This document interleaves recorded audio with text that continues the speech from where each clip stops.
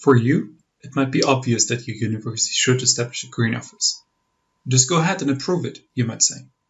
But often, it's not so easy. Setting up a green office requires that university management gives you funding, office space, and a mandate. Just keep in mind that many people around you are asking for similar resources for their initiatives. Imagine how many conversations the executive board has every week with people asking for money. You might hear two common objections. We are already doing enough on sustainability and don't need another initiative. Or they might plainly say, there is no money. Often, we're so convinced of our ideas that we completely forget that others might disagree. So don't despair if you hear these statements. Rather, see them as a challenge to improve your argument. Your case for change provides a strong rationale why your university should do more on sustainability. It helps you to shake people up, break through complacency, and convince them that things need to change. It creates a sense of urgency why change should happen today and not in 5 or 10 years. Your case for change doesn't need to be long. One paragraph that is compelling and clear is often enough. To develop your case for change, we suggest you use the SWOT framework. SWOT stands for strengths, weaknesses, opportunities, and threats.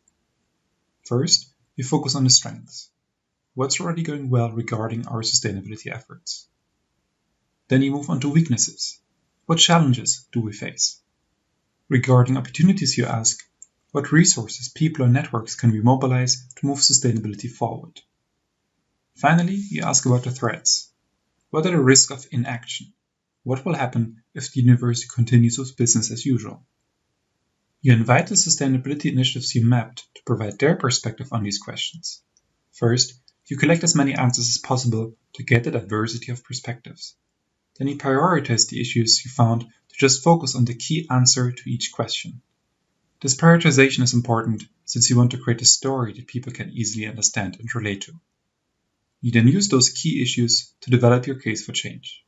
You start your case for change by emphasizing a key strength of existing sustainability efforts. For example, you might say that our university has many sustainability initiatives. But a key weakness makes the life of those initiatives difficult. For example, you might say they don't have enough capacity to make a real difference. This is a problem because, and then you mention the key threat. In our example, this is a problem because the university won't achieve its sustainability strategy. Then you recommend a general approach to move forward. You don't mention the green office yet, that comes later. In our example, the approach to move forward would be to find a way to better support those initiatives. You end by stressing the key opportunity that can be realized if this approach is implemented. In our example, this creates synergy effects and mobilizes more people to realize the strategy.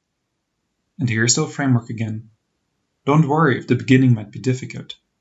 You might need to develop several versions of your case for change until the story flows nicely. In the next video, you learn how to involve other people in this process.